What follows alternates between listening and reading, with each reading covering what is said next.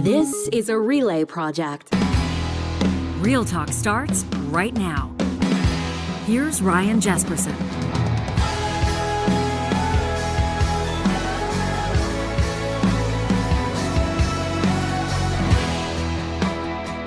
Grateful to have you here for a very special episode of Real Talk. If you're in the business of business, if you have big ideas, if you're thinking on one right now, but you're not sure how to get it from here into, outer space, this is the episode for you. Plus, if you're curious on how people connect, people of power, people of influence, people of vision, if you're curious how the funding comes together, if you're curious to see how business navigates challenges, the ones that you predicted and the ones that are unforeseen, international influences, whatever the case may be, what do businesses do in coming together or paving new paths or exploring new avenues, finding new markets to make it all happen? In partnership with Edmonton Unlimited, today we're getting into that with three guests that I think, quite frankly, are going to blow your mind. We've been sitting around the table for 10 minutes, crushing coffees, just getting ready for this, and I'm already thinking of ways that Real Talk might evolve. Johnny is a business, so I hope you're ready. We're talking about things like pivoting and growing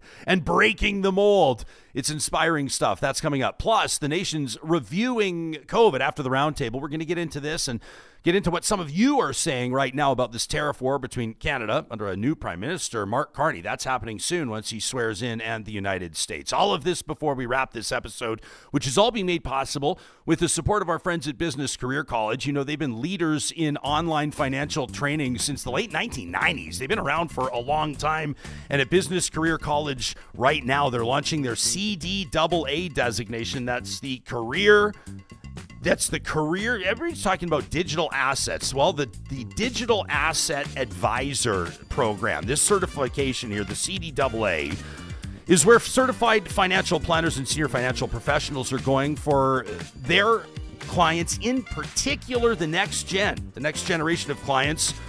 75% of them polled are saying that they're interested in things like decentralized finance and NFTs. You want to know what you're talking about.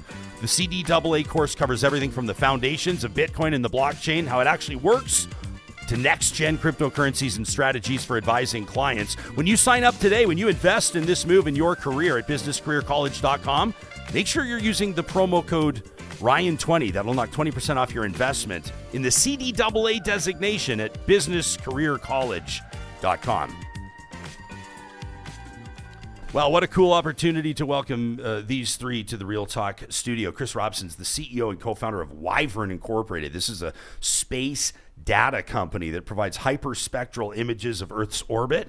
I don't even know what those are. I hope I pronounced it correctly, Chris, but you're in the business of documenting and analyzing the planet Earth from space. How cool is that? That's pretty awesome. I'm glad to have you here to talk about it. We're going to get into some of the images that your team has, and this is really mind-blowing stuff. Kristina Milke is familiar with that business and a whole bunch of businesses, oftentimes from the idea phase. You're one that makes it happen. As the early stage tech fund, the general partner there at Sprout, that's investing in business, right? Software as a service in particular companies. Also, I think that anybody in the tech and innovation space in Alberta and beyond is familiar with you and has probably worked with you or close to you at some point. It's cool to have you here. Thank you for having me. Thanks for making time for us. Tom Viinikka, sitting anchor on our panel today, and this has been such a neat opportunity, Tom, to see you take on within the last year as the CEO of Edmonton Unlimited. I was familiar with your work in the film space and the creative arts space. You've been at Edmonton Unlimited now, I guess, for just under a year. How's the transition been? It's been awesome. It's been a lot of fun. This is a space that I'm familiar with as an entrepreneur, and so this, in many ways, felt like coming home to friends that I've been working with for a long time. Yeah, when you get into a space like Edmonton Unlimited and you start to rub shoulders and mix and mingle and share ideas, you kind of get a sense of the value of the organization. Yeah, 100%. It's I think that this, in whatever form it's been in over the last kind of 15 years, has been a really important part of the ecosystem and supporting entrepreneurs. And so I wanted to pick, obviously, we're going to talk business today, investments, partnerships, funding, and the whole nine yards, but everybody's paying attention. I mean, the biggest story in Canada right now, obviously a new prime minister with Mark Carney, and we'll expect an election soon. I'm not curious about the political leanings of any of you, and I imagine your companies aren't taking political positions, but if I know anything about business, I know things like most businesses are at least watching political developments unfold. Chris, what would be something that you'd be watching right now with such a big change in government and obviously some big international stories happening? So for us, we're a space company. Every space company you're ever going to meet is a defense company. And the biggest market for defense is the United States. So for us, the thing that we're watching is, is this tariff thing, is this chaos, is this going forward, is this uncertainty going to be just the norm? Because if it is, it's a problem for us because we do a lot of work in the United States. On the other hand, there's also opportunities. Lots of governments around the world that might want to buy from a Canadian instead of an American. Yeah, no kidding. It strikes me like there's opportunities galore in what you do right now, considering, like you said, not just communities or nations, rather private companies taking investments elsewhere, but also just the fact that more people are paying attention to space and what's happening right now. Oh, 100%. It's the next domain of conflict. It's absolutely necessary if you want to have any sort of power in the geopolitical world. Kristina, as a general partner in a tech fund, I'm imagining you're always watching markets. You're always watching where the dollar's at. Is that kind of what you're watching right now? No, what we're watching is a lot of the companies that we invest in have to find large markets to sell their product in so that they can scale and grow quickly. And the U.S. is often the natural place for that. So we're actually talking to many of our portfolio companies about how they're thinking about where they're going to sell their product. Does it make sense to still go to the U.S. as a first big market, or does it make sense to go abroad beyond North America? Yeah, this is kind of what we've been hearing from Canada's premiers, talking about in their context, getting rid of interprovincial trade barriers, exploring that new avenue, or you hear a lot about, there's, a lot of people right now talking about the Energy East pipeline again, exploring new markets, finding new markets. Do you characterize it? Do you feel personally, is this like a time of great opportunity mixed in with some significant challenges? It really depends on the company and what their offer is, what their product offer is, because some of them make sense that you can easily do that abroad somewhere else. Some of it makes sense. They've already, put a lot of effort and potentially investment themselves into the U.S. market. So it's a very tumultuous time for a lot of companies. Yeah, well said. Tom, how about you? What's the kind of a storyline that you're watching right now? Well, I mean, we because it's we're focused on the community. We're certainly listening to investors and entrepreneurs and trying to understand the concerns that they have and what they're experiencing. But as an organization ourselves, we're looking at what are the priorities of the potential governments or the current governments and how they'll be investing in this industry and what we can do to try to help promote that. So we're watching carefully what I guess priorities and investment.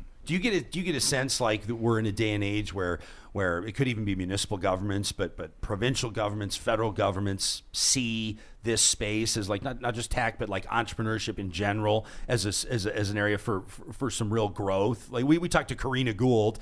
She didn't fare as well as she would have liked in the Liberal leadership race, but she was in this studio just last week, and she has this plan. I think she actually she didn't say sprout. She said she wanted to unleash 1 million entrepreneurs in Canada, and that kind of language gets people's attention. But do governments tend to put their money where their mouth is? Yeah, I think, in Alberta we have, really good support around this industry and around entrepreneurship. And so I'm optimistic about that. And I think that governments in general understand, they're looking for opportunity and ways to grow. And entrepreneurship is an important part of that. And especially in the tech and innovation industry, there's such opportunities for scale. And then to be perfectly honest, Chris was talking about defense and other types of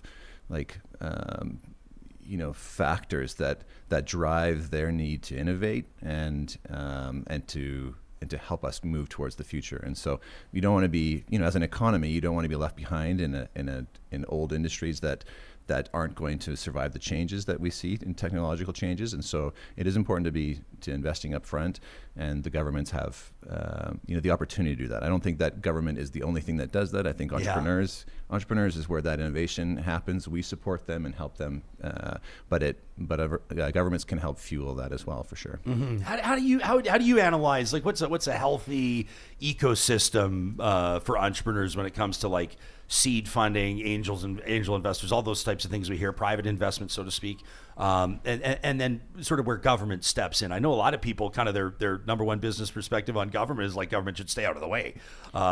What's your leaning on it? Look, so we have some very special things in Alberta, I think, that a lot of other provinces don't have from a government perspective. The first one would be Alberta Enterprise Corp. And so that's a fund of funds. The government of Alberta funds Alberta Enterprise Corp, and Alberta Enterprise Corp invests in funds. And those funds could be located anywhere. They look at the mandate of that fund, what stage they invest at, and the goal, if they decide to invest in a fund, is they have to have somebody on the ground in Alberta looking at Alberta deals. We're fortunate, we are in Alberta anyways, but we're one of the first sort of micro funds that Alberta Enterprise Corp invested in. But what that has done is it's brought a lot of capital to Alberta. So we have a lot of funds represented. Last week I was in Lake Louise at the Venture Capital Alberta Association ski trip. There was hundreds of people there, all investors from across the country, some of them from the US, who have been lucky to receive some funding from Alberta Enterprise Corp. And they're all here looking at Alberta companies. You talk to other provinces, they don't have that. They're wondering how to get more capital to be attracted to their provinces. And we have this great organization here that's doing a great job doing it. So I feel like we're very, very fortunate. When we raised our fund, we went and found investors who were interested in investing in this space. They've heard a lot of people talk about how to invest in tech, but they didn't know how to do it. So that's what a fund manager does, like us, is we can bring in investors who want to participate but don't know how to find deal flow, don't know how to vet the deal flow. And so we were very fortunate that 95% of our investors are Alberta-based Alberta-based investors who are high net worth individuals or small family offices that wanted to participate in this space, put some money in, but don't want to have to be actively figuring out how to do the investing. And so we're seeing more and more people that are wanting to get involved in different ways, and we have to provide avenues for them to be able to do that. I have so many follow-up questions for you. Go for it. No, it's just, I want to bring Chris into the conversation because I want the audience to get a better sense of what he and his team are doing, because it's amazing. But I just, when you're talking about businesses coming to Alberta and the like, that's obviously a very exciting thing. And obviously there's a lot of competition across the country and around the world for regions that want to do really well. So I want to pick your brain and follow up on sort of what the real determining factors are, what moves the needle actually.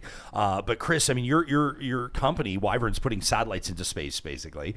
How do you explain to the average person why hyperspectral imagery is so important or so valuable? The way that I like to talk about it, imagine you're on an airplane. You're looking down on Earth. Let's say you're flying from Edmonton to Vancouver. You look down and you'll see mountains, you'll see rivers, you'll see trees, and you and I, we can look at those things and we know what they are. That's what a satellite today typically sees. But if you could see in hyperspectral, you wouldn't just see forests. You would see that tree over there has a pine beetle infestation. Or you would see all the species of tree, that there is something toxic in the water, or that there is a gold deposit on the side of a mountain. What? The thing about hyperspectral is it allows you to see the chemical makeup of what it is that you're looking at. So you can identify materials, chemical processes, or the general chemistry of a plant.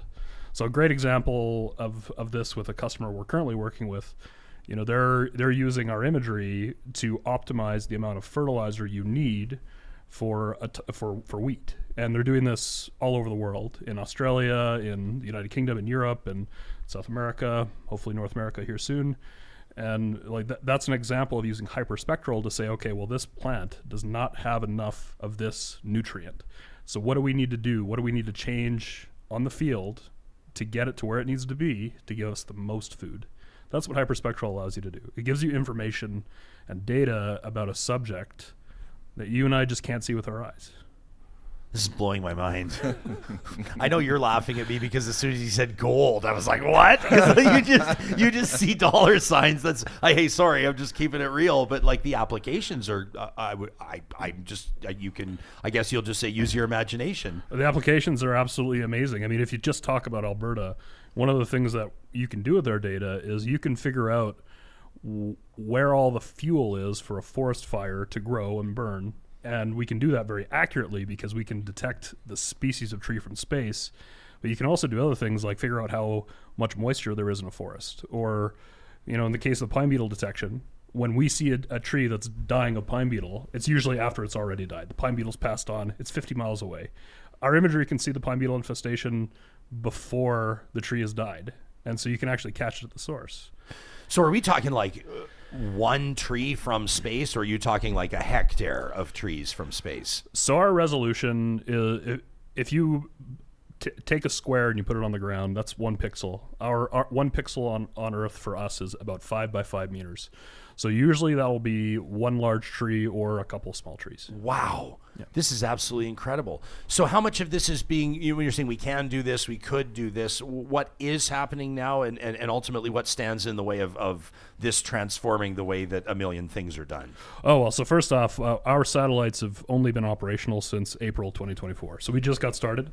The first year was largely about calibration and about getting all the kinks out of the system. Now we're looking at working with some of those customers in forest fire, in agriculture, in environmental monitoring, and also in energy and mineral exploration. So for us, what it's going to take to get this used on a wide scale, we've got a few more satellites launching. We've got a 4th launching here really soon.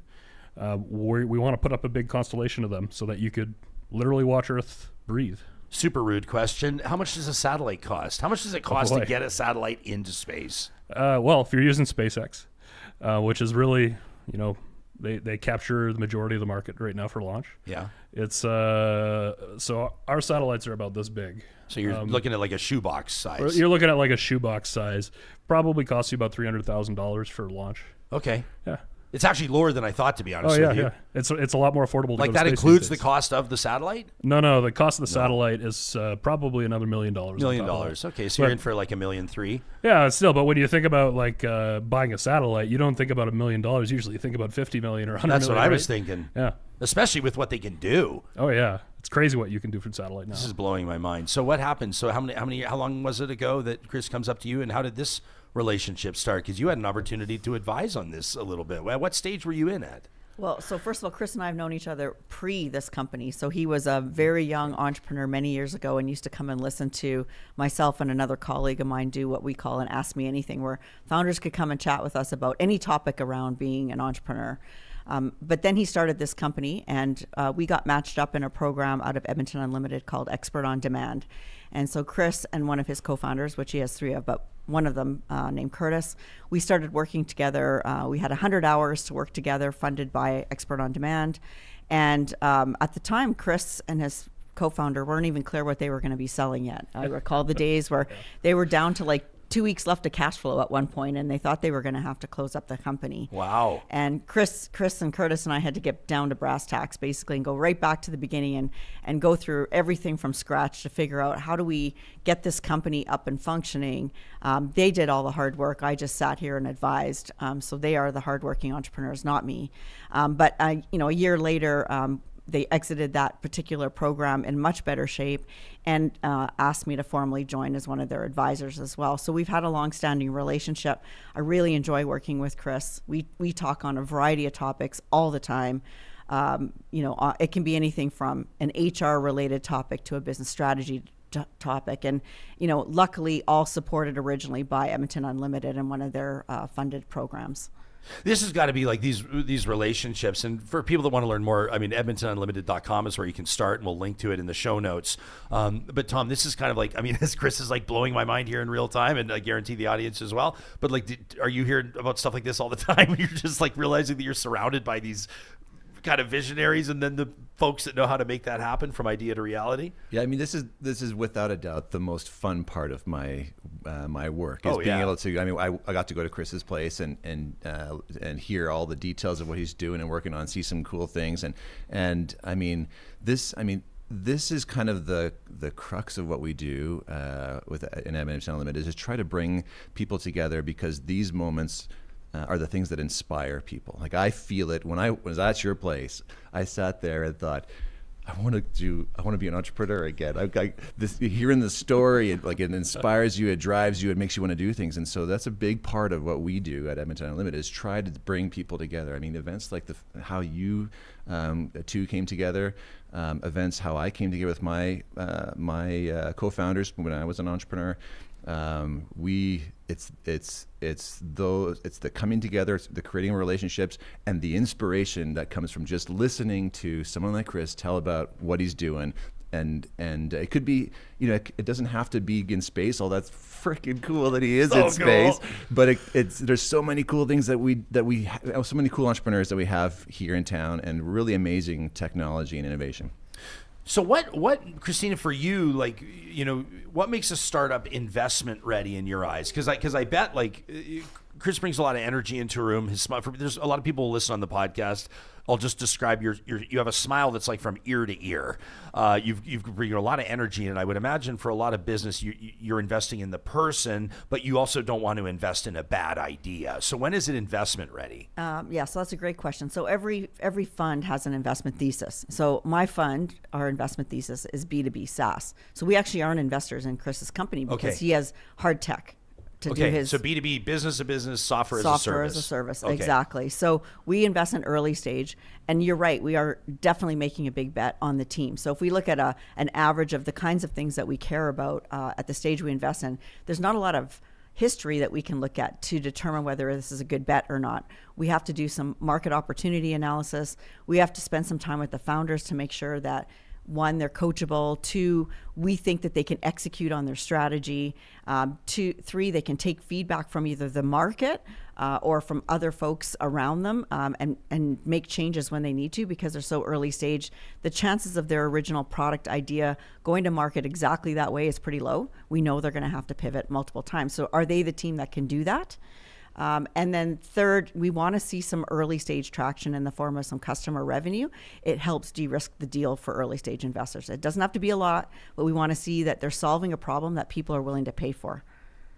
Have you, what's a business you've learned? So she's talking specifically her wheelhouse, area of expertise, software as a service. And I would imagine there's probably some principles that would hold true regardless of what you're doing. But what would you say that you've learned about growing business across any sector? Like, are there kind of like the pillars that hold true no matter what?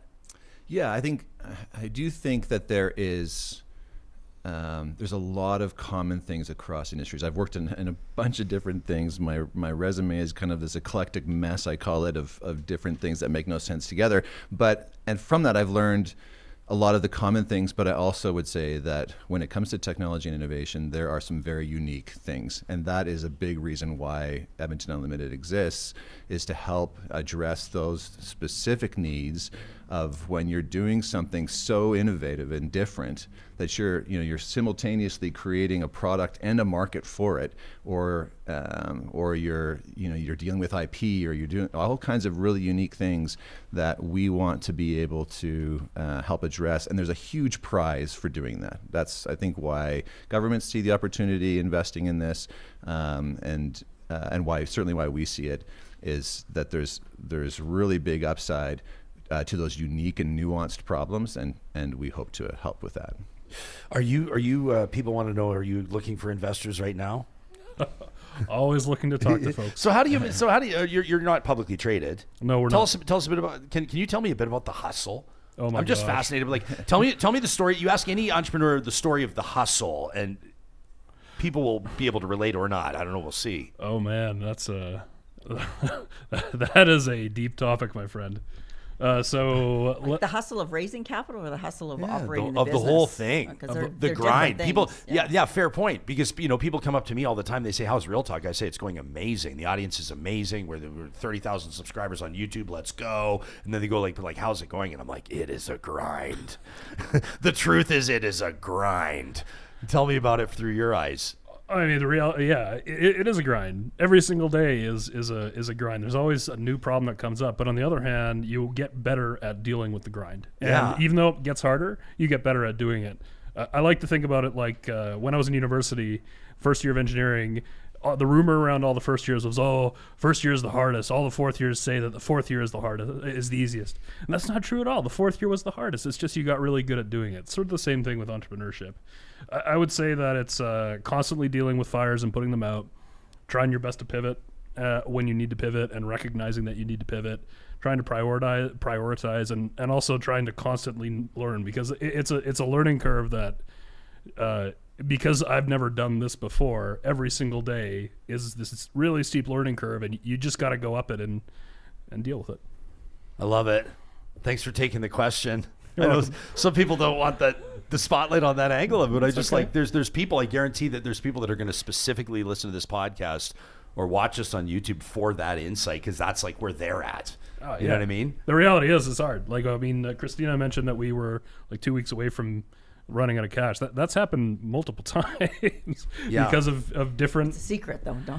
No one talks about it. No one talks about it. Everybody is like that, though. Is that more common? Like business owners will be all inching forward in their seats right now to hear you answer this. But is that type of situation more common than people think? Look, these types of businesses are funded by investors. They're not yet funded solely on customer revenue. And so to think about the challenges of raising capital in an environment like today, where there's money sitting there waiting to be deployed by funds, and everyone's waiting to see what happens next with the tariff situation or some other economic factor, right? So these people have to go out and start raising funding 6 months before they actually need the money. So you have to be really precise. When are we going to run out of cash? Who are we going to target to invest in us? And you get a lot of no's. So you have to have a very thick skin to be able to go out and raise capital, because you get told no a lot before you get a few yeses, and then your round comes together and you can get the capital. But when Chris goes to raise money, he doesn't really get to be a full-time CEO anymore. His main job is fundraising, and it's a distraction to running his business. Yeah, no kidding. This has really nothing to do with anything, but 25 years ago, no more, I was a door-to-door educational book salesperson. Oh, like encyclopedias? So that was my number one objection. Not encyclopedias, study guides. And this was like, you have to think. So this was the summer of. Will you all feel my pain collectively for a second while I take you through this? Re-traumatize myself. It was the summer of 1997. So like CD-ROM was pretty big, and most homes were starting to like get dial-up internet or something, and you remember that era. And so people would say like, it's like these study guides that would help parents like study with their kids. So it would be like 2 pages explaining all of grade 10 math, so the parents could sit with the kids and help them study, and yada yada yada. And anyway, you had to kind of like create this need, and it taught me a lot of skills, because literally no one is happy to see someone at their door trying to sell them something. Like you immediately have someone giving you kind of a stink face, and you understand why. And so you understand quickly how to be like, you must be Mrs. Smith. Like, I was just talking to Mr. Jones next door, and they've got little Johnny, and isn't Johnny friends with your little guy? And yeah, well, they just bought these books, and you got to learn how to like do that kind of thing. But I remember them teaching us. We went to this sales school down in Nashville before it all started. It was kind of more like a cult than a sales school, but it allowed me to pay for my university. But they said you got to knock on a minimum of 30 doors a day, minimum. And the first one's got to be at or before 7:59 a.m. and the last one's got to be on or after 5:01 p.m. So that's how your day is going to go. And I remember them saying, all you need is 3 out of 30. Like, all you need is 3 out of 30 and you'll do just fine. And I think I averaged 3 or 4 out of 30 and did all right for the summer. But like, it is tough taking, and some days, like I went 0 for 30, so I went 0 for 40 some days. Like that, those are just the way those days go. And to describe like 27 no's in a row is tough for folks that haven't gone through it, Yeah, I mean, I think the important part, in those days, you didn't know whose door you were going to be knocking on, and what the demographics of the house was. Today, there's a lot more information available for founders where they can look up and research the funds that could be a possible good fit for them, so that they're not wasting their time, what we would call spraying and praying. Like, spray your message out everywhere and hope someone says yes. That's just seems like a big waste of time when you have data at your fingertips that you can use to move the needle. Yeah. Here's a younger member of our audience, Wise Kyle, who's in our chat. And he says that, as sort of like a potential employee, he says the 2 weeks from going bankrupt is what scares me from ever joining a startup. I've had offers. I just feel like it's a big risk. He's kind of onto something in a way. I guess it takes a certain type of person, not just to start a business, but to go work for a startup too. It's the whole culture, right? Totally. And I think that's an important part of like, what we all have to do is to develop a culture that understands this and feels comfortable with it and sees the opportunity that comes from it and wants to be a part of it. Like there's a learning that goes with that. I think if you go to other ecosystems that are further down the line, it's more broadly felt. It's not just that there's entrepreneurs that get these things, it's that the community also understands it. They want to be part of it. They're not discouraging their kids from going there. They're encouraging them, saying, hey, the company might be gone in 2 weeks, but that's okay. There's other stuff that will happen, and think of what you've learned in the process there. The proximity to the entrepreneur is very different in a startup, and the things that you can get from that experience is super valuable. And so it's helping kind of reframe a little bit of what everyone's mindset is in the community towards that type of entrepreneurship. I think you need to also talk about, because this is the part that I think is super fun, is, when you hang out with a bunch of entrepreneurs who are really, really dedicated to what they're building and they want to change the world with it, it's hard not to enjoy that culture.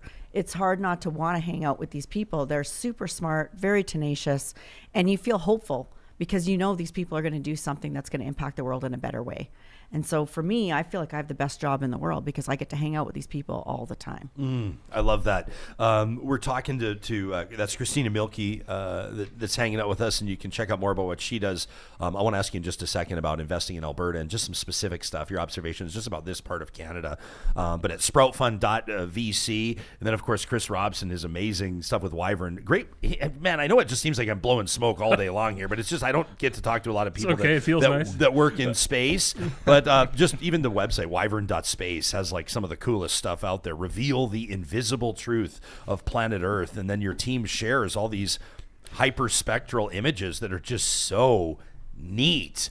I can't wait to ask you. I'm just thinking of like GRU. We have young kids, Despicable Me. I love Despicable Me. From a GRU standpoint, if I had technology that could show me where all the gold on planet Earth is, I would not be telling anybody else about it. I would just be going to get the gold. So we'll ask you about the ethics. No, I'm just having some fun with it.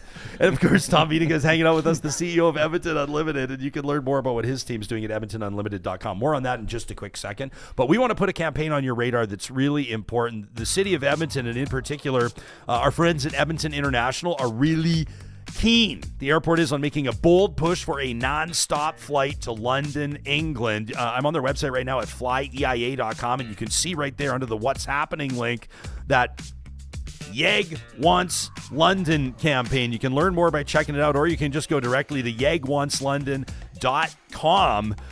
This campaign is mobilizing travelers, businesses, and the community to show airlines that there is strong demand for this route. I mean, this just adds so much to the offerings of the Metro Edmonton region, and obviously is great news for anybody traveling out of the Edmonton International Airport. Again, you can check out that website directly at yegwantslondon.com. Sign your name to that campaign today. Our friends at North Road Investment Council, talking about investing in business. You want to talk about investing across the board. They're working with high net worth individuals across the province and beyond, where financial management is not about guesswork. It's about strategy, and that's where North Road Investment Council comes in. Their team creates customized investment plans to help you achieve your unique goals with confidence. They're a steady hand and a studied voice to guide you through wealth and investing, and you have to ask them about what makes them different, in particular, their digital risk advisory service. They've got a teammate dedicated to just this. I love it. Learn more at northroadic.com. Our friends at Friesen Brothers have a couple of things going on this month that we want to make sure you have on your radar. Number one, March 14th, that's 0314. You know how that goes, right? Pi Day, everybody. Work with me here. Friesen Brothers customers can enjoy Friesen Brothers very special cutie pies at just $3.14, 3.14. 5-inch pies handcrafted by Friesen Brothers bakers, 100% real fruit, 100% Alberta flour, plus all the cutie pies. Just $3.14, $3.14 on Pi Day only. You can check out more information at friesen.com/pies. And a shout out to our friends at California Closets of Alberta. They're pivoting in a big way through this uncertainty with tariffs and this international relationship. California Closets reminding you they are a proudly Alberta-owned brand. This is a Canadian company employing local people. All of their manufacturing is happening right here in the province of Alberta. And pretty much everything they're sourcing as well is from within the country. They're doubling down on it. You can read their statements on their California Closets Alberta Instagram account. And don't forget, This relationship with their guaranteed for life cabinets, cupboards, closets, and installations all starts with a free design consultation. You can book that today at californiaclosets.ca. California Closets is proudly Canadian owned and operated. A great conversation presented today in partnership with Edmonton Unlimited. And I know that there's going to be people, of course, that are going to be watching this, Kristina, from across the country and around the world. You know, last month we noticed, we took a look at our analytics, 37 different countries we have audience in, which Good is for you. pretty awesome to see. And so shout out to like the Philippines and Costa Rica and all these folks that are finding value in the episodes. You know, Alberta, I think, prides itself on sort of having that entrepreneurial spirit. People, we almost reference it in passing, and it seems like everybody just kind of knowingly nods. We like to make things happen, but we're not the only jurisdiction that likes to congratulate itself. There's probably other worthy ones as well. Is there legitimately, what are the legitimate advantages to the entrepreneurial ecosystem in Alberta? So first, I want to do a shout out to Alberta as a whole. We've been moving the needle on amount of capital raised for Alberta-based founders over the years. So, you know, the Canadian Venture Capital Association puts out a report annually, and Alberta is continuing to grow year over year for venture capital. And that's a testament to the quality of the companies that are being built in Alberta, and the support from organizations or enabling organizations like Tom's Edmonton Unlimited. So I think that's a testament to, the Alberta spirit as well. When things get tough, all kinds of people get tough about doing new things. And I love that as being part of the Alberta initiative. Also, you know, Alberta is still a really reasonable place to live. So we have a lower cost of living than many other parts and many other jurisdictions in North America. And then we have a lot of great support organizations around these founders. When they need help, there's, you know, Alberta Innovates has brought in a few different accelerators to help these founders get acclimated and understand some of the basic things they may need to know to help them set up, scale, think about, hiring, all kinds of different things that they may need at their disposal when they need help. And so I think we have a lot of the recipe or a lot of the ingredients to make a really great cake. So now what we need to do is come up with the full recipe so it makes it so simple and easy that we can start really counting on the success of that recipe. I like that. Is there a challenge to running a space business from Alberta? Like, would it make more sense to do it somewhere else? Oh yeah, it would make a lot more sense to do it somewhere else. What would make most sense? Like Houston? Probably El Segundo in California. Yeah. Los Angeles, somewhere around there. Okay, so why Alberta? So my co-founders and I, we wanted to do two things. One, we wanted to build a space industry here because we like living here. And also because Alberta's got a lot of really awesome qualities that are perfect for space. You know, if you look at drilling in a well, a lot of it's done in a harsh environment. You're using a lot of crazy technology to do something remote and far away in very challenging conditions. It's something that's, you know, that's something that Albertans are really good at, and space is just like that. Second reason was we wanted to do something really great for Earth using our technology. At the end of the day, though, we wanted to live here and work here, and we just couldn't do that unless there was a space company or a space industry. Alberta's a great place to live. The costs are low. The people are wonderful. It's a beautiful country. What's not to like? I'd rather live here than California any day of the week. How cool is that? If I wanted to work in this industry, I had to make sure that this industry existed here. Yeah. That is not that's not faint of heart at all. This is what I love about entrepreneurs, is that they don't accept the hand that they're given. They figure something out. They want to do their thing and move the needle, not just in their own thing, but broadly affect the world around them. And so it's a cool part of this. Yeah, no kidding. That's that to me is like part of what it's all about. I just saw Cherie here in our live chat, powered by Park Power, your friendly local utilities provider, and she just goes, "This is wild technology." I had absolutely no idea. Do you have like in your line of work? Obviously, the networking here. We're talking about the relationships that are created, maintained, facilitated at EdmontonUnlimited.com. But I mean, you in all applications, I would imagine, do you have like a GR PR person doing government relations? Do you have like you've got a marketing team? Like the avenues that you could explore seem to me to be limited only by your imagination. Oh yeah, our satellites go around the world. I mean, we've anywhere except the North and South Pole, but Santa's not going to be a customer of ours anyway. So yeah, no kidding. Is there competition? I know some people.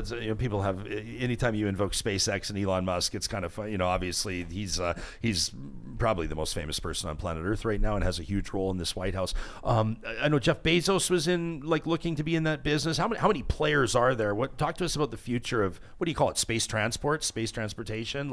Oh, you mean the launch industry? Like yeah, where the people launch, are launching exactly. rockets? Yeah.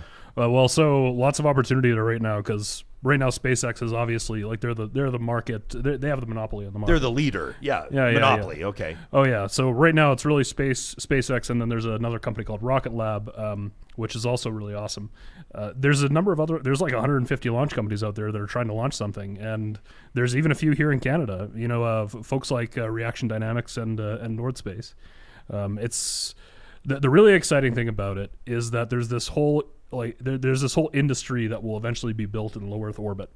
And when I say industry, I mean manufacturing, raw materials processing. I imagine that one day there's going to be McDonald's in orbit because there'll be people working there. Are you joking or no? being serious? I'm not kidding at all. I'm being quite serious. Wait, what would that look like? Well, all right. So let me just paint a really quick picture here for you. We put things like McDonald's and restaurants and hotels and places where people do pretty hard work because people need amenities. So you can imagine that you're manufacturing something in space, and there's a lot of good reasons to do stuff like that in space. Like pharmaceuticals, they're far stronger if you manufacture them in zero gravity, which is crazy, right? I had no idea. Yeah, it's absolutely nuts. There's a company in the United States called Varda that's doing stuff like that right now. But you can imagine that there's all this manufacturing going on, that there's minerals coming from asteroids or from the moon, and they've got to be processed, and it's probably better to process them in space, especially if you're going to use them out in space as well. You don't want to carry it to Earth and then carry it back up. So if there's people there, you're going to have things like, McDonald's. Jeez. Just we're gonna get my franchise. I feel like for that. But it's got to get in while the market is. And what I love about entrepreneurs and vision folks is that as you're talking about this, there's going to be somebody listening to this, and it's going to spur something in their mind, and they're going to get creative about something, and boom, the ripple effect is phenomenal. I wanted to ask you too, just about the region, because I know you've worked in construction, you've worked in a whole bunch of different industries, right? Mm-hmm. So when it comes to just kind of this region, and generally speaking, so people are going to watch this and go, maybe they've been familiar with Edmonton Unlimited, but they're not 100% certain of how they might be a fit there, or how a program kind of might apply to them, or whatever. Just I guess kind of as we're wrapping here, an opportunity for you to sort of put out that call to folks that could end up finding themselves really plugged into something special. Yeah. So I mean, as you said, I came from a number of different traditional industries, construction, and I did retail for a while too. But I became interested in the tech and innovation space. I was back at school actually when that happened at U of A, and wanted to be involved in the entrepreneurial community there, and that was heavily focused on innovation and technology. And so that kind of spurred this on inside of my mind and made me think, man, there's different kinds of opportunities here and different kinds of scale. And so I guess what I would say is that I think we have a really entrepreneurial region. My dad was an immigrant who was attracted to come to this place because of the entrepreneurial opportunity that he saw here. I think that's a thing that we have. And then I think that traditionally the opportunity has been those resource industries and some of those things that we've focused on, that we've been brought up or we've seen around us. There's critical mass all around us for those types of industries and for starting businesses. And what we at Edmonton Unlimited are trying to do is create critical mass of the resources that you need to start a business in this, the technology and innovation industry. And so there's I would just say to people, it doesn't matter if you're 19 years old and just starting, like looking for something to do, come check us out. We have ways that you can engage and find out more about this industry, see if it's something that you're interested in doing, you have that energy and that excitement. Or if you're like me and you're, later in your career, you've done lots of different businesses, but you want to try something new, we can help you too and show you the things to the opportunities that are here, and help you with those ideas. One of the things I think is cool, and I want to make sure we mention, is like the majority of your programs, or maybe even all of them, are offered without cost. That's right. Which I think that there's like a ton of barriers removed here. And if you look at the numbers, again, EdmontonUnlimited.com, like supporting innovators, more like 6,500 one-on-one coaching hours, 136 net increase in jobs. $21 million plus investment in startups. Like it's just really something that, when people are listening or watching this show, I want them, to be having these opportunities. And I feel like this one is just an incredible opportunity that's right there for people. Yeah, one of our primary goals right now is increasing the number of entrepreneurs in Edmonton. I can't create an entrepreneur, but I can help bring people together who will inspire you to do that, to help you find yourself, I guess, find that entrepreneurial spirit inside of yourself. That's our goal. We want it to be as accessible as possible. So, like you say, they're generally free, and we'll move heaven and earth to try to get you in the door there and give you that shot. Cool event coming up March 12th, Women in Tech and Innovation, a networking event. You can learn more on their website, again, EdmontonUnlimited.com. I want to thank all of you for coming in here to hang out. This was fun. It's like you're blowing our minds. You're giving us insights. Cutting to the heart of the story of what it is. I think that makes stuff like this work. And I feel a little bit smarter after hanging out with you. So thanks for that. Awesome. Thanks for having us. Yeah, Thanks you for having bet. us. That's Tom Viinikka. He's the CEO of Edmonton Unlimited. Kristina Milke is general partner for early stage tech fund Sprout Fund. And of course, Chris Robson joining us, the CEO, co-founder of Wyvern Incorporated. By the way, did we talk back in 2017 when you guys were launching? You were part of a team, wasn't it, that launched X-Alta 1, right? That's right, yeah. That was a U of A team that launched Alberta's up to first the satellite. International Space Station. I remember that. You were part of that, right? I sure was. I was the project manager from 2012 to 2014. Surprise, surprise. Should have known back then. Yeah, well, it's great to see you guys again, and we really appreciate it. This conversation on Real Talk is made possible by amazing partners. You want to talk about tech and innovation, talk about game changers, disruptors, businesses that are growing and exploding. Kubi Renewable Energy, Western Canada's fastest growing solar company, and right now they're hiring. Kubi Renewable Energy is looking for team members in Lethbridge, Edmonton, Calgary, and Kamloops. You can check out more on the careers link today at kubi.ca. Learn more about their integrated renewable solutions, creating sustainable energy systems with solar power, carbon offsets, and utility solutions. Could be the next big step in your own career as Canadians go green. Find the details at kubi.ca. Our friends at Complete Care Restoration want to remind you that if and when disaster strikes, maybe it's a burst pipe, maybe it's a sewer backup, oh my gosh, those are the worst. Maybe it's smoke damage, black mold, you name it.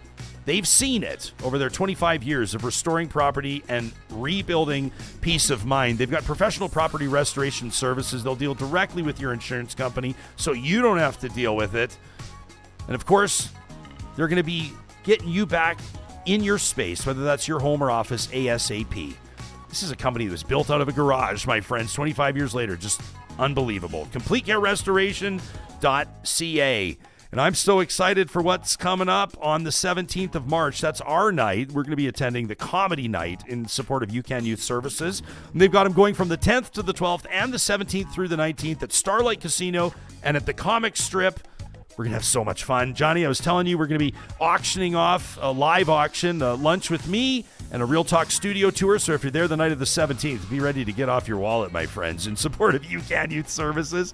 I'm going to be telling you more and more in the weeks to come about the tour. I had an opportunity to spend some time with their team and just see what they're doing, in particular through that Verto work project. You can learn more about how UCAN Youth Services is creating unbelievable opportunities for young adults that are experiencing, well, some adversity. They're packed with potential. Learn more today at ucan.ca. So have you been thinking of like quick get rich ideas on how we could utilize Wyvern's technology to Oh man, find all the gold on planet Earth? All I do is think about getting rich, Ryan. Isn't that all we do in our spare time? Other than winning the lottery, is coming up with the next great tech idea before someone else does, or before AI creates all the apps before we think of them. Yeah, I guess that's it. It's but it's like I like all the reminders of like, and that's why I wanted to ask Chris about the grind of it all and building a business. Like just the non. It's obviously glamorous to be there. I'm sure he's down for the launch when his satellites are going up into space and everybody's super excited and how cool to start getting the images back. But like, what about the grind of it all? You know what I mean? I'd love to hear from entrepreneurs in the Real Talk family. We love, I mean, and you've been in touch with us, obviously in a number of different contexts, including, I wanted to read this email. We got a really interesting email, Johnny, from a Real Talker. I want to give a shout out to Matt. Matt Thirlwell is managing partner at Vintage West Wines and Spirits. So he's in the business of booze.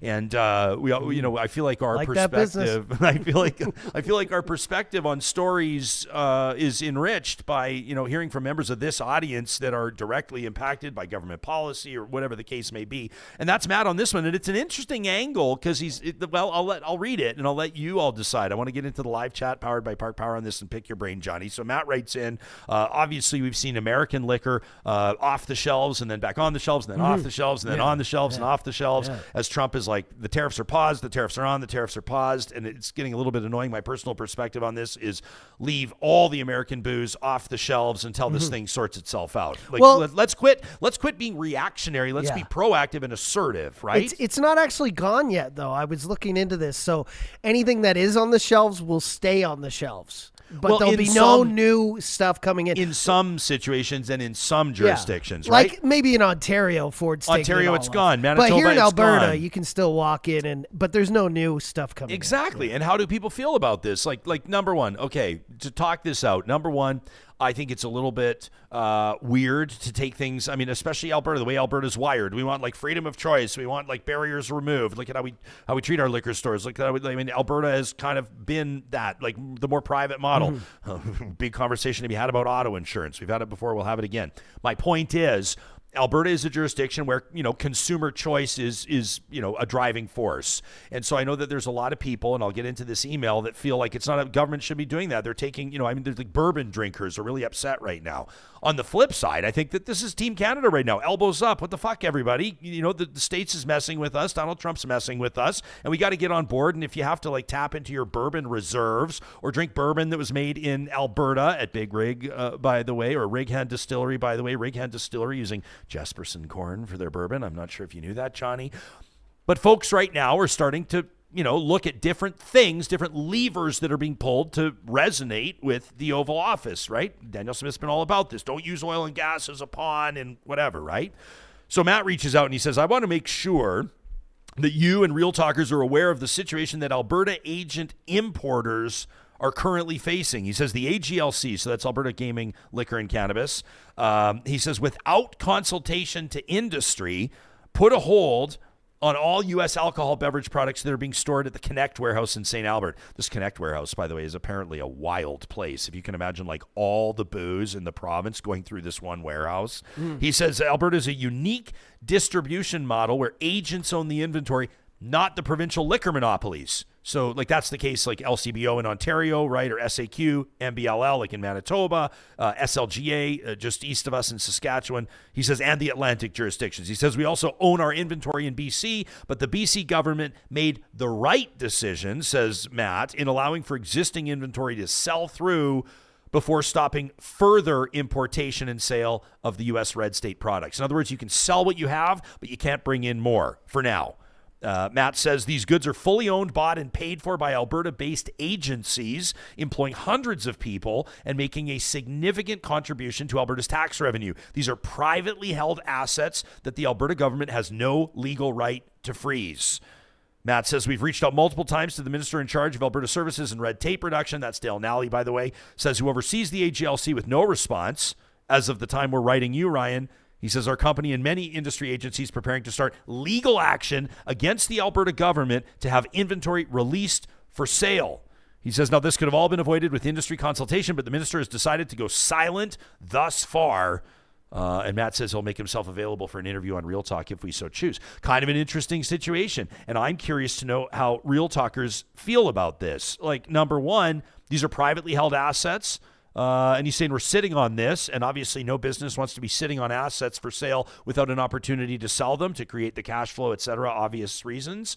And then at the same time, it's like, is this, I mean, if we're using, and I referenced loaded language, I said this to Chrystia Freeland on Friday, trade wartime, war measures, this is loaded language. But if this is truly like economic war measures or economic wartime, then maybe the fact that somebody's got to sit on their Kentucky bourbon or their California wine, I look on the Real Talk live chat right now, and Dubious says, poor venture capitalists. Nobody feels sorry for people rich enough to buy all the liquor in Alberta. That from Dubious. So I'm curious to know where you land on this. I'm curious to know where Real Talkers land on this. And what do you guys think? Like, this would be a pretty interesting situation to watch if you have all of a sudden the Alberta government getting sued for doing what essentially every other province is doing, in taking a stand against Donald Trump. What do you think? Where do you side on this? Who do you feel for? Who do you think is in the right? I feel for everyone. I think this is ridiculous. I think, you sent me, or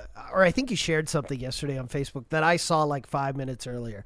And it was Donald Trump talking about, why are we buying timber from other countries? Oh, yeah. And then someone explaining why they get most of their timber. I say, I'm confused because I'm a dually. So when I say we, I'm like, who am I talking about? Well, you're a Canadian, aren't you? Oh, of course I'm a Canadian. I live in Canada. This is where I was raised. When you say we, you mean when us. I say we, I mean us. Why we give so much timber to the States? And it's because, timber grows better, slower in the north, which makes it stronger and better and higher quality. And he showed a map on this TikTok of just where the higher quality wood is. And there's a lot of timber in the States too, but it's not as good as the timber and as plentiful and as easier to regrow, because it takes, a decade at least to grow a tree again, as it is in Canada. And I think this is where we're losing out is, talking about, taking American liquor off the shelves in Canada and replacing it with Canadian products. Great.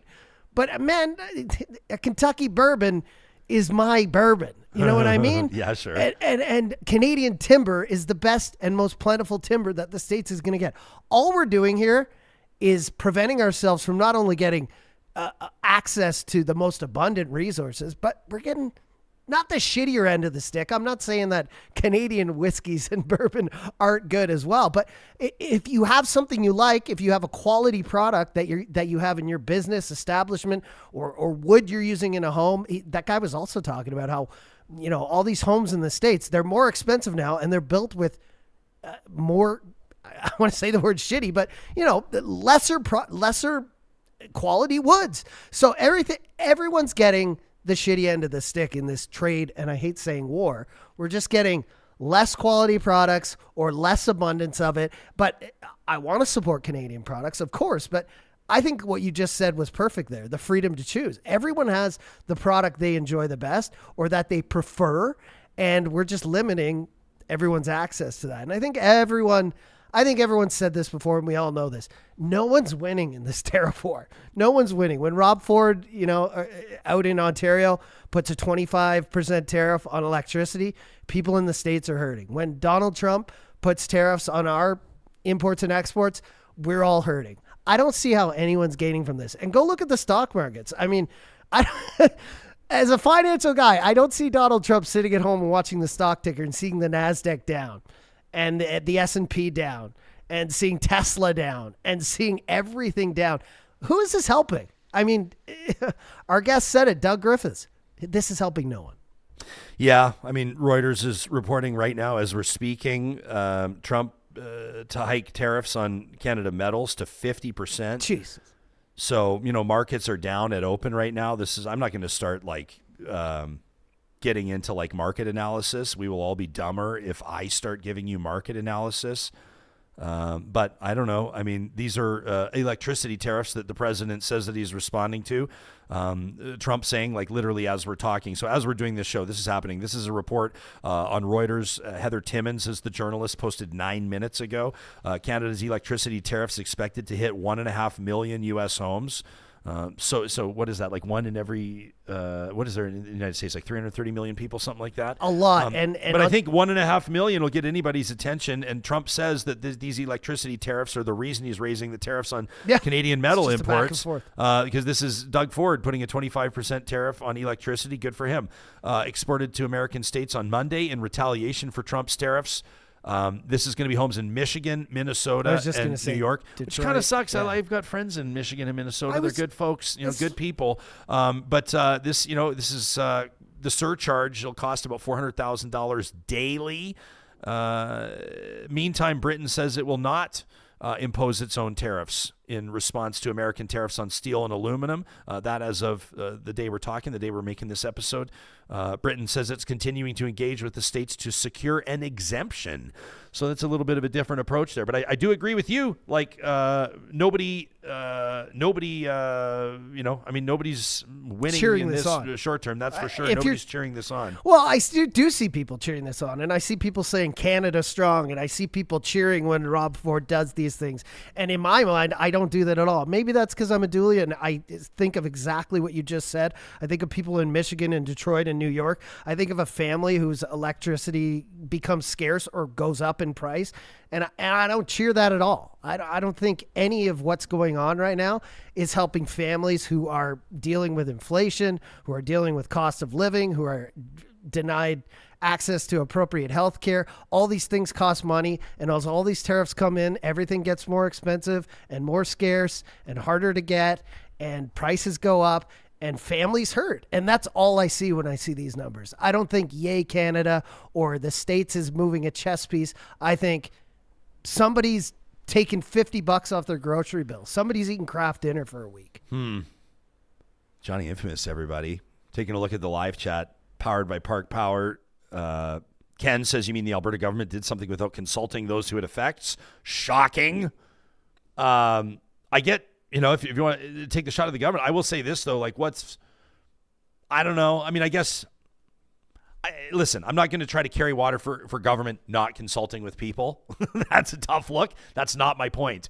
But in this specific instance, like in this specific circumstance, a consultation might be a call from the deputy minister to the executive director of the organization or like whatever it is, or maybe this is something that goes through the AGLC and they just like let everybody know, like they put out an email or they put something on their website that says, here's what's happening and here's why. There's that consultation. But if consultation is going to be like the Alberta government negotiating with entrepreneurs and businesses that profit off selling liquor about whether or not we're going to sell liquor, there's no real, in my mind, just if I'm the politician, if I'm the policymaker, if I've got 5 million people expecting me to do something, or for that matter, like 35 million people, 40 million people waiting to see what my province is going to do as all the other provinces are announcing what they're going to do, that's not a meeting I'm taking because I am, as Jason Kenney said after that one UCP AGM, I hold the pen.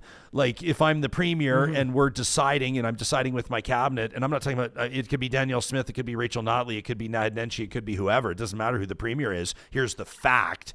If you're coming up with policy on something in particular for what you hope is a shorter term and it's a superheated scenario right now and time is of the essence and there's really no wiggle room, then I don't know. Like, do you know what I'm saying? I don't know if I'm going to hold a bunch of meetings with a bunch of industries to we're definitely going to communicate with the industries. Here's what's happening. Here's maybe some government supports in the meantime. Here's some resources. Like we're talking to an incredible organization, hearing about an incredible organization, about the relationships that are created, the supports that exist, the mentorships that can happen, the funding that can be made available, government intervention if necessary, and the like.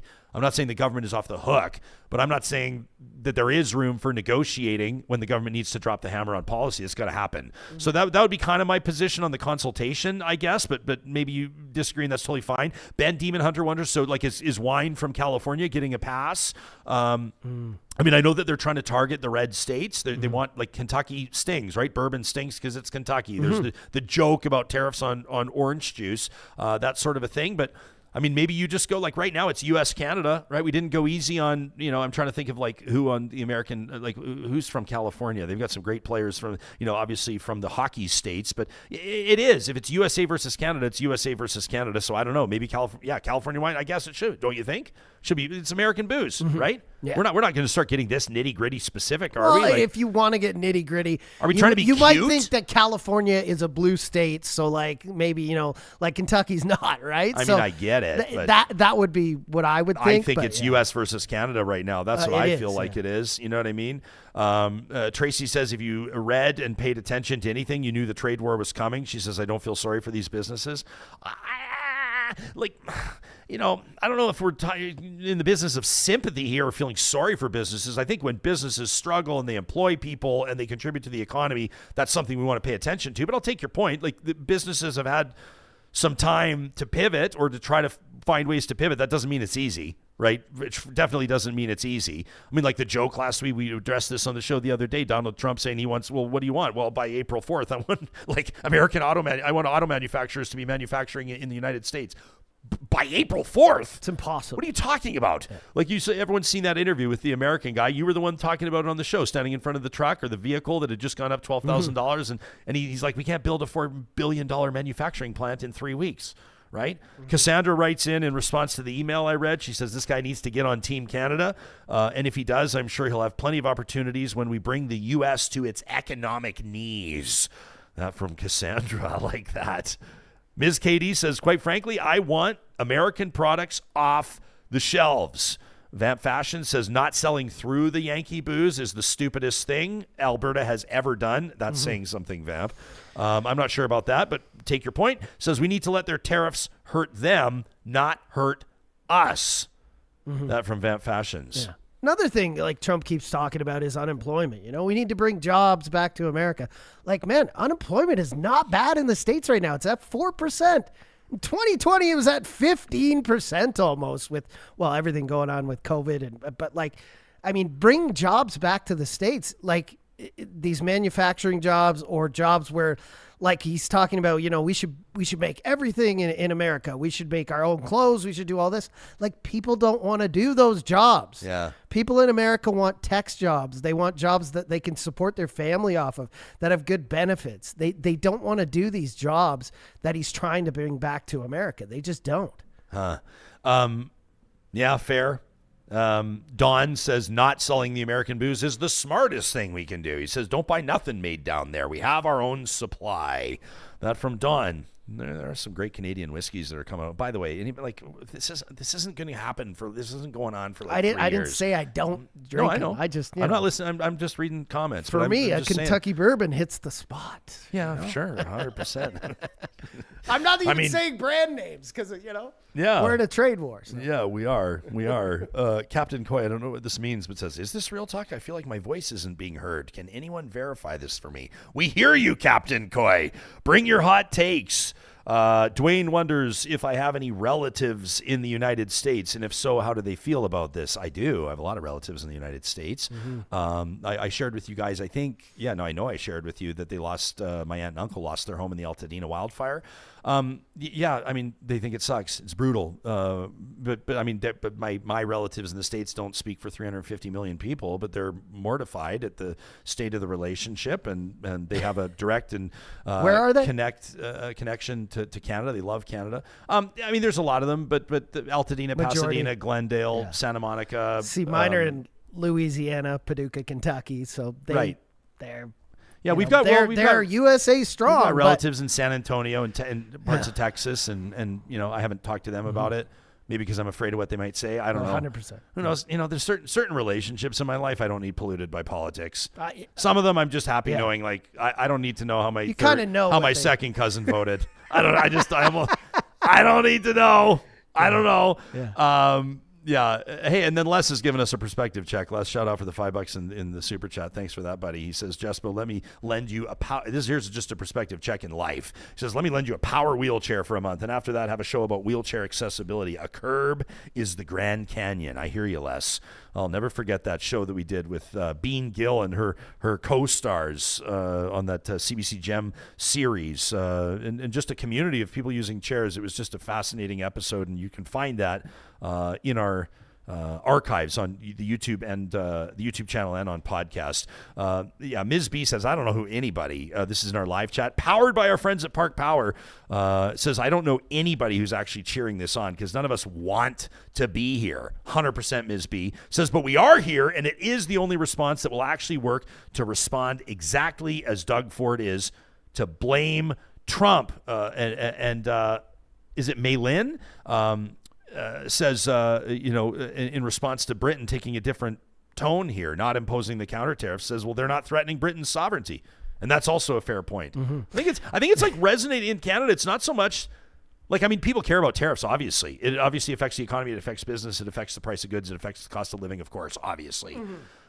But it's like the 51st state, the artificially drawn line talk. It's the governor. Is he going to call him, like, is it Governor Carney now? Is it going to be Governor Polyev if Pierre wins? Like, is he going to keep that shtick up? I don't know. That's what's pissing people off. Of course it is. It's the blatant disrespect, right? I wish Trump had some successful businesses we could boycott, but, Trump Steaks is gone. Trump University is gone. Well, I saw people talking about his casino went bankrupt. People are canceling trips to his golf courses. So I don't know, but I mean, the prices of his golf courses are crazy anyway. He's got a couple hotels left too. Yeah. Aaron says, my kid and I, he's got a beautiful one in Chicago, but when I was there, we were there a few years ago. It is a nice hotel. Yeah. It's also where people go if they want to like protest. You see placards out front, not every day, but when we were there, they were. They have one in Vancouver. Yeah. Is that true? Yeah, they got a Trump hotel in Vancouver. Oh, really? Yeah. Aaron says, my kid and I had a conversation just this morning about cyclical events, and says it's been about a century now since the Great Depression. History teaches us how we don't remember our history. That from Aaron. Good to see Garth in the chat. What's up, Garth? Says, so people are pissed off about Alberta's hold on American liquor, but it was the same people bitching that Danielle Smith wouldn't take Alberta oil and gas to the altar to sacrifice it. Update. Yeah, Trump Hotel in Vancouver closed. It's now the Paradox. Yeah. So there's another... It actually closed? Yeah, it's now. I just read. Yeah, Paradox Hotel Vancouver, formerly Trump International Hotel. Super Chat Ken follows up and he says, Jespo, I have no problem with our government doing what they need to do. That's not the issue. He says the issue is that the government doesn't ever feel the need to consult with businesses they affect. Ken, we're eye to eye on that.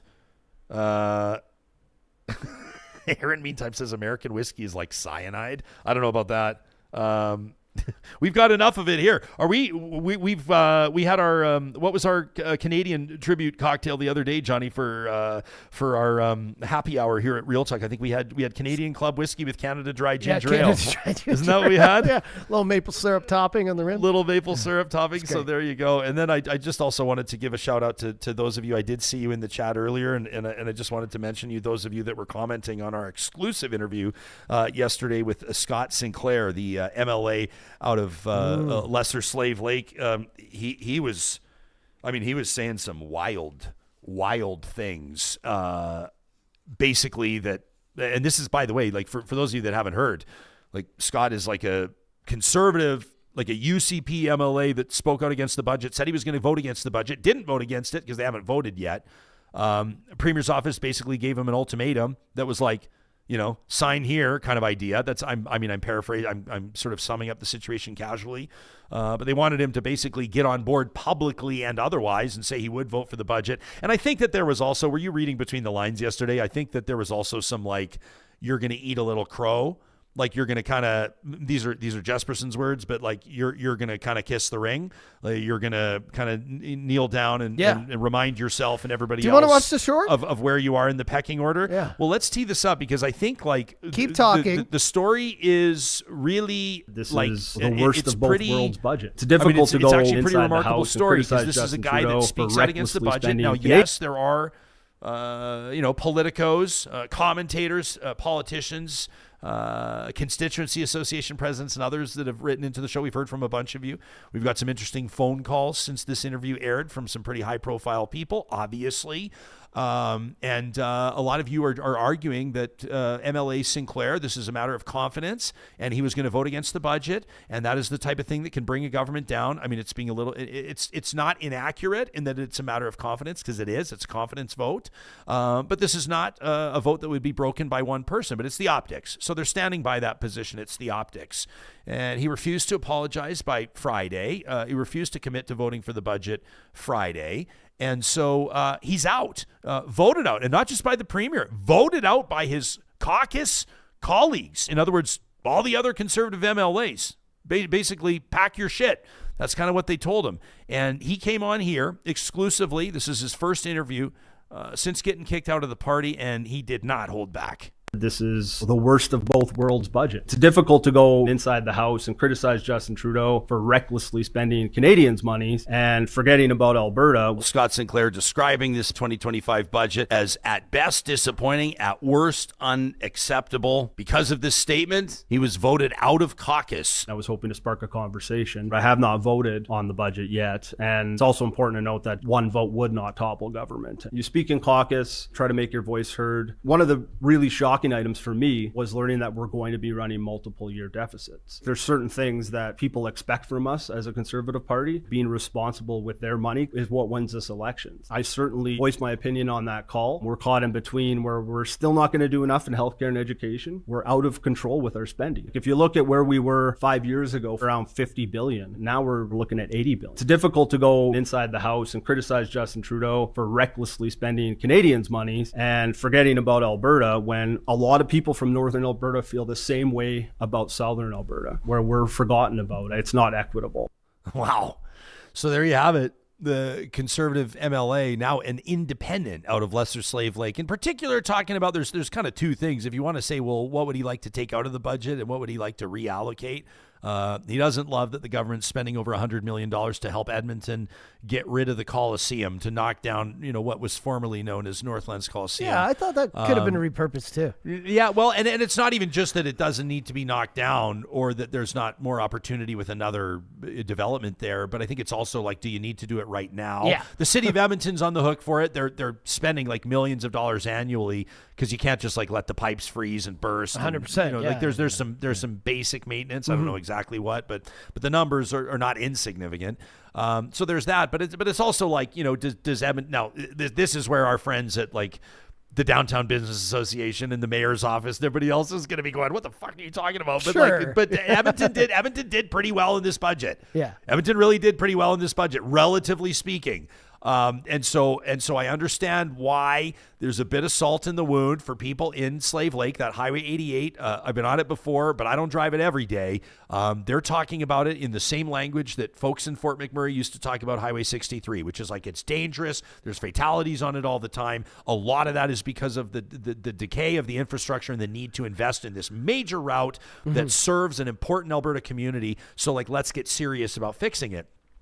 And Sinclair wants it done like right now, and wagered his political capital. He pushed his chips all in on, I don't know, I guess trying to publicly pressure the premier's office to rejig the budget, which is a gutsy move for sure. And I'm curious to what Real Talkers think about the interview. He's quite a likable guy. He's a really likable guy. He strikes me as very sincere. I don't know if he struck you as sincere. I think he is. He says, I've not been a politician for a long time.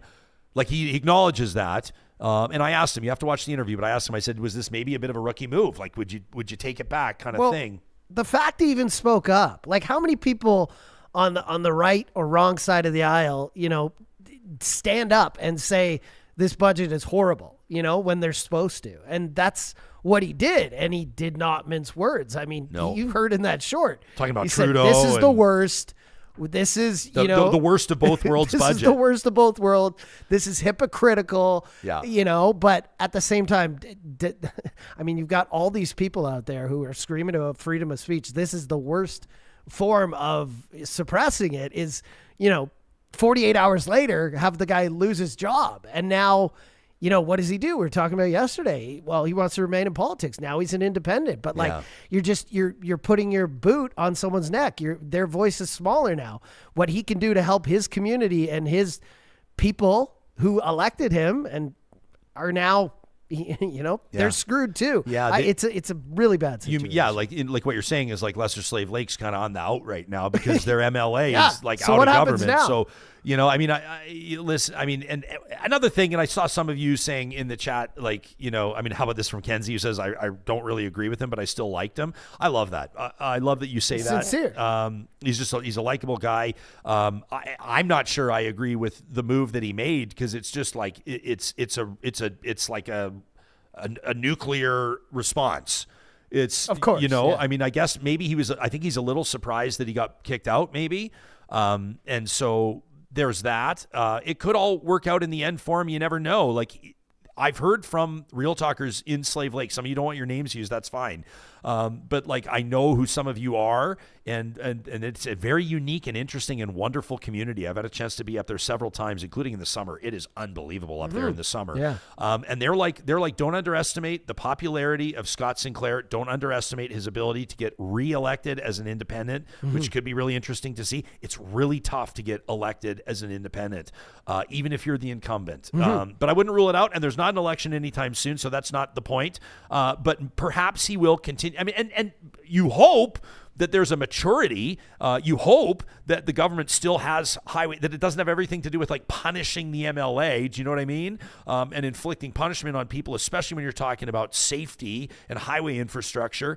You'd hope to see some movement on that highway. I see those of you as well talking about the highways you want improved in your neck of the woods. Everybody's got a compelling case. But going back to that, when you say nuclear, so you're saying he could have criticized the budget in a more polite manner, or what are we saying? And listen, and I'm not. Like, I don't want to come on here when he's not here and like offer. I'm just getting clarification on what you mean. I'm just it kind was of a little too much. I've been thinking about our conversation with him because I didn't know what he was going to say. All I knew is he was going to make himself available and he was going to wait through the weekend and do his first interview with us. So I just thought, gosh, I wonder what the weekend's like for him. Turns out he told us he was turning his phone off and spending time with his family. Good for him. But I just felt like, yeah, I mean, I asked him the question I wanted to ask him, which was like, was it worth it? And if he feels like it was worth it, and he appears that he does, then I guess it was worth it. Well, but I think you can tell by his demeanor and face he's probably rethinking that now. Well, I think he's like, there were some interesting, like, if I'm like, you've taken this position and now you're kicked out. I think it's a tough look on the party too. And I said this before. I get that it's a matter of confidence. I get that it's the budget vote, but like you have someone that's critical of your government. You have someone that says like, we need to do better here. We need to serve this region better. He's not complaining that like he didn't get a cabinet post or it's, you know what I mean? And to be booted. Like I understand. I guess they're like, hey, listen, it's solidarity. The party's facing fire on a number of fronts, in particular, this RCMP investigation into the AHS procurement stuff. Optically, it's a tough situation. And we're looking at maybe oil prices going down, Alberta in a recession, or let me just say at least in a deficit budget position. And then what are the implications from there? And so maybe you have a party that's like you walk the line or you're out, and they send a message. But, Peter Guthrie, the cabinet minister, resigns from his cabinet post, says he's going to continue to serve as a private member, speaks out, and then he's suspended, basically. So not kicked out, but suspended. Obviously he didn't say he was going to vote against the budget. That's the main difference. But I don't know. It's just to me, I congratulate Scott Sinclair on reaching a decision that he was comfortable with. And now it looks like he's going to deal with it, and we'll see what happens. Time will tell. But I just it's a nuclear approach to sending a message to your boss, to the premier and to the finance minister that he just obviously felt probably like if he put some pressure on them publicly, he could get those funds moved over. I also understand why a premier isn't going to be bullied by a backbencher. 100%, but it seems unnecessary. It seems like a government, I get like if it was a business and somebody who worked at a business was like, the ice cream sucks at wherever, this ice cream store, and they said, hey man, you're gone. I get it. But I feel like government's different than that. And I do feel like I get what you were saying there. Maybe if he had to come about it in a different way, he'd still be there. But I do feel like the government, it should be an open forum, especially within parties. Like, you should be able to criticize your own party without being booted out 48 hours later. Maybe you're right. Maybe he went about it the wrong way. But I would love for things to be open and honest like that, and for people to be, Danielle Smith to respond and say, well, that's how you feel. Well, this is how we feel. And then, maybe a couple days later when cooler heads prevailed and he had some time, he'd said, I went about that the wrong way. But like to have someone just lose their job it just seems a bit unnecessary. Or at least lose his party affiliation. So he's still in MLA, but he's on. Some of you were pointing out the Jennifer Johnson story. If feces in the cookie batter comments, if you can get back in, he can get back in. Maybe he will get back in. You think he will? Well, he sat here yesterday talking to us, and he goes, "Well, maybe I'll." He goes, "I haven't even voted against the budget yet." He goes, "Maybe I'll vote for the budget," and that was where I went, like, "Come, dude, if you've gone this far." But I don't know if he's in damage control, like if he's quietly in damage control mode, which I don't know if he is or not. I don't know his heart. I don't know him that well. But if he's quietly in damage control mode, he will vote for the budget. But if he wants to double down, then he will vote against the budget with the NDP. The NDP's jumping, of course, on this story, as they would, and saying, Scott Sinclair criticizes the government and he's out. Look at this. Look at the UCP. He was very clear yesterday. He will not cross the floor. Compton's watching us on Facebook. What's up? Says MLA Sinclair is commendable for caring about his constituents, but at the end of the day, he was UCP, so his party's optics and stance are questionable. In regards to a plethora of allegations. That from Compton. I mean, yes and no. You may feel that way about the UCP, and there's no doubt that the UCP is obviously facing fire right now for sure. There's no doubt about that. That's obvious. Whether or not every single member in that caucus or cabinet deserves to be painted with that brush, I don't know. I mean, what do you make of Peter Guthrie's resigning from cabinet? That's pretty remarkable, right? What do you make of Scott Sinclair speaking out? I think you got to give people credit there.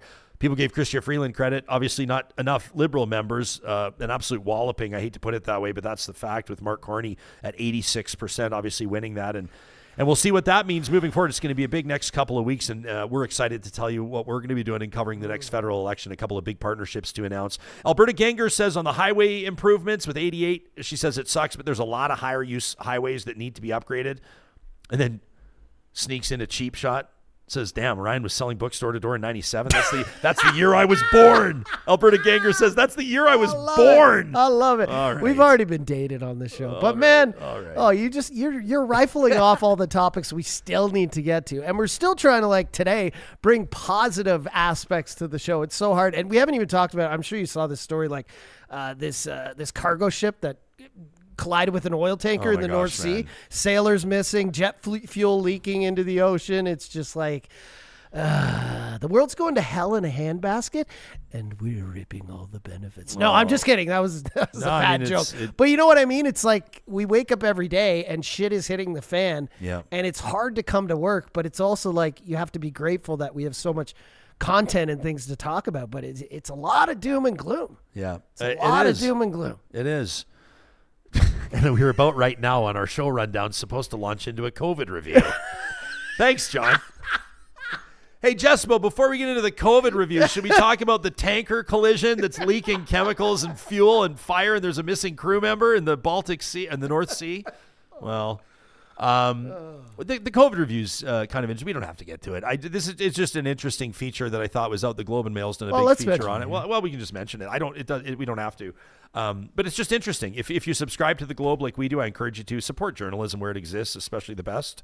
And Andre Picard, who's been on this show before, their health columnist, looking back on hindsight is 2020. What a great headline for the pandemic. Did Canada get the early response to the COVID-19 pandemic right? And then his colleagues, Melissa Tate, the journalist, and then Claire Cameron, the photographer, they've rolled out a feature, an opinion piece, essentially. 5 years after COVID-19 arrived in Canada, faded reminders how the start of the pandemic suddenly changed our lives still remain. They've called the feature Relics of a Pandemic. And I was just reading, I just wanted to chat about this with you because I was reading through it, and it reminded me, you see all these images, parks being closed, temporary bike lanes. I remember like when Real Talk launched, we had plexiglass. I was just going to say, I went in the storage closet to get the ladder the other day. We still have it. And the plexiglass is right behind it. And I was like, yeah, because it was like $600. It was just a throwback. I was like, are we ever going to use that again? Or like, you remember when you'd go into stores and you would see, you'd see the foot markings where you had to like, stay away from each other. And so I went somewhere the other day and like you can't see it, but it's almost like it was painted on. I could still see that the little 2 feet separated. I'm showing a photo now, but like some of the social distancing still stickers. See it there on the floor. We brought in a guest. I don't remember who it was off the top of my head within the last month. And we're meeting them at the door and we get them through the locks and in our very secure building. Don't try anything, rabble rousers. And they're coming in and I guess like psychologically, I wasn't noticing them anymore. But as this person was coming in, they were like, oh, wow, I haven't seen these for a while. And I realized our building still has, not all of them, but a couple of those stickers, a couple of the social distancing stickers that are showing either how far apart we were standing from each other. Once we could start going back into like, I don't know if anybody goes back into banks, but supermarkets and everything. And then also remember the direction of flow. Do you remember what it was like? Like you'd be like the one dummy. It was always me, my head in the clouds. Supermarket? I'm in like hey, buddy. I'm in Freezing Brothers, and I'm like, and then some like well-meaning little old lady from behind her mask would be like, "You're going the wrong way," and then I would be like, "How do you know where I'm going?" No, I'm stealing lines. But I think it was like the flow of traffic was like it's kind of like when you're on the road, right? Stay to the right or to the see. Now I'm confused, right? Yeah. I'm confused now too. Yeah. But yeah, those remnants are still everywhere. And then when I saw the storage, the plexiglass, I was just thinking about I was like, don't think about the bad things. I was trying to think about all the good things. Remember banging on pots and pans for the healthcare workers and everyone applauding the healthcare workers every day at the same times in certain areas. What was it again? Was it 4 or 5 o'clock or something like that? I think it was as like certain shifts were the ending. Shift change would happen and everyone would bang on the pots and pans. Just all these things I was thinking of the other day, and I'm like, now we don't even think of it. And then as a society, we evolved from banging on pots and pans to like spitting on them. Yeah. And now we're in bars coughing on each other again. Yeah. Man, what a wild time. Wild time. There were, I was talking to somebody about this yesterday, and she and I feel very differently about vaccines and the pandemic and COVID. And I just, like I was talking to her, and it was just I just said, you know what, I'm grateful that the temperature, like I think that there was some irreparable damage done to many relationships, including families, in workplaces. I was talking to a buddy of mine the other day. Obviously, won't say the company, but he is an executive in that company, and he was talking to me about vaccine mandates, and the conversation came up, and it was a perfectly fine conversation. I was so sick of talking about it for so long, but he was just saying, he was talking to me about they had this rising star in their company that was about to be named foreman. And I asked him just about vaccine mandates and what they had done, and he's like, we had to, he in particular. With their company, he said if you wanted to be on the job site, you had to be vaccinated. Like that was a fact. And so this guy didn't want to get vaccinated. That's fine. That's his prerogative.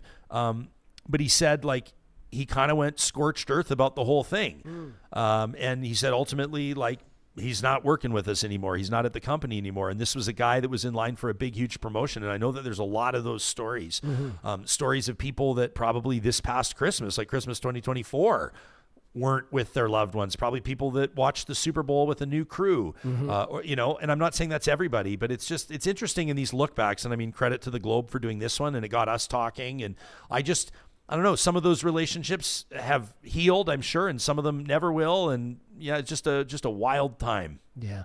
Crazy time. Well, we're both, sons of health professionals. And, I didn't want to argue with people throughout it, but I would open conversations. I remember being on a flight from Edmonton to Kelowna when I was living in Kelowna, coming back and forth, finishing up events with clients. And, I sat next to a woman, and she immediately, just the tone of what she was talking about in the pandemic, I was like, okay, I know where you stand. And I would just say it up front. I'd be like, well, my mother was in healthcare for 40 years before she retired. And people would kind of chill out a bit because, like, for me, I'm always going to believe healthcare professionals, scientists over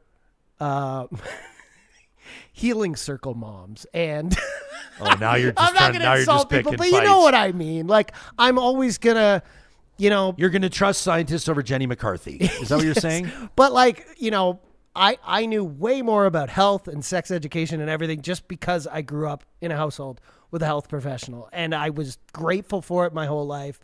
And I feel like some of those people maybe, didn't get that kind of, I'm not saying they're stupid, but they didn't have the access to that kind of, instant at-home education from a professional all the time. And it's not that I am left or right leaning on the subject or anything. I just know, for instance, my mother would not lie to people and try and hurt people. And that's literally the first thing, you sign that oath, you say that oath. Like, it's literally like people don't go into healthcare to spread lies and to hurt people. So, yeah, but it was horrible. I mean, I'm sure you lost people who, not lost them. You still see them around. You still like their photos on Facebook and Instagram, but you're not hanging out. Some of them are gone. Some of them are strained. Some of them are back. It's fine. It is what it is, but it's just like it's a crazy time to look back on and reflect on. Real Talkers are looking back in time as well. Tony wonders, wasn't it Don Iveson on your very first show, the very first guest in the inaugural show? It's true. Don Iveson joined us in studio, episode 1. What are we at now? Like 950 or something? With the plexi. Episode 1, behind the plexi, and announced that he would not seek re-election. That was an exclusive. We scooped Chet on that. That was just one of the best days of my life.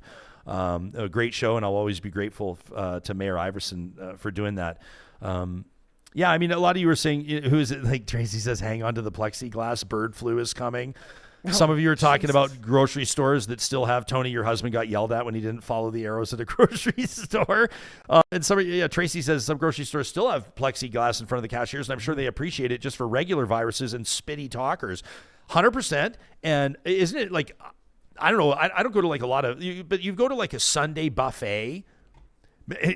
It took a while to get used to just bowls and stuff out again. You know what I mean?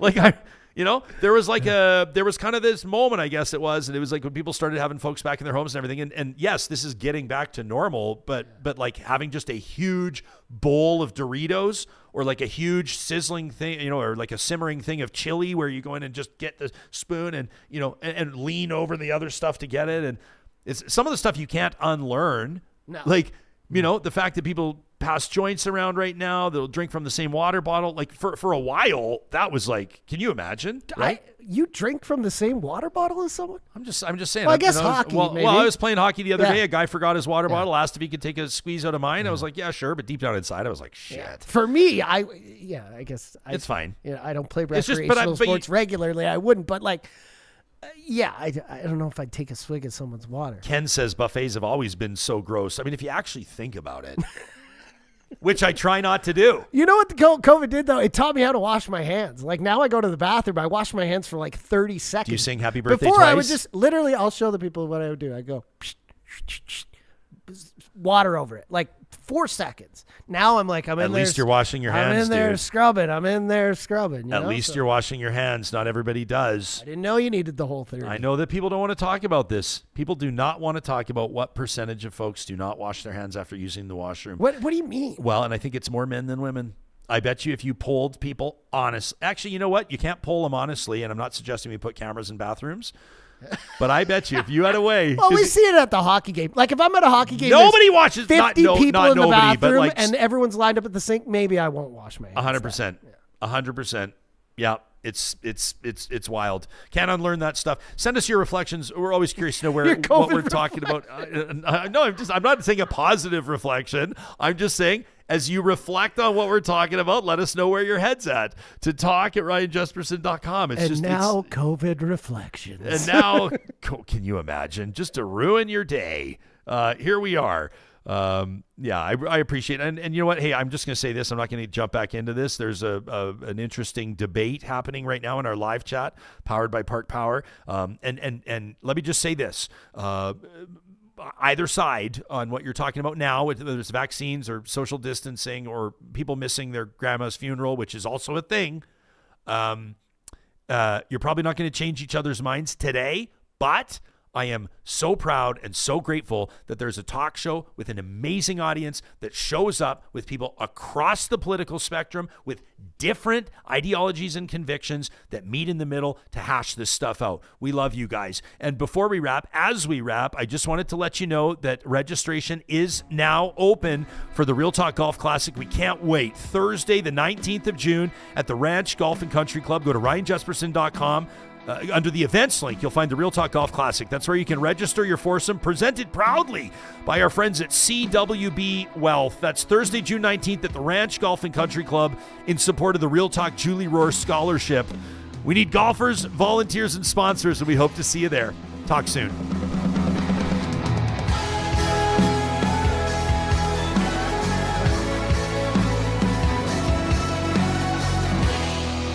Real Talk is hosted by Ryan Jesperson, executive producer Josh Dunford, technical producer John Hicks, general manager Katie Cook-Chivers, account coordinator Lawrence Derlego, human resources Lena Shepard, website design Mike Johnston, voiceover by me, Carrie Skelton. Real Talk's editorial board is Supriya Dwivedi, Ahmed Ali, Brandy Morin, Ann Castleman, Corey Hogan, Harman Candola, Catherine O'Neill, and Chris Henderson. Member Emerita, Julie Rohr. Real Talk is recorded in Edmonton, Alberta on Treaty 6 territory, the traditional and ancestral territory of the Cree, Dene, Blackfoot, Saulteaux, and Nakota Sioux, home to the Métis settlements and the Métis Nation of Alberta. Real Talk is a relay project. For more, check out ryanjesperson.com.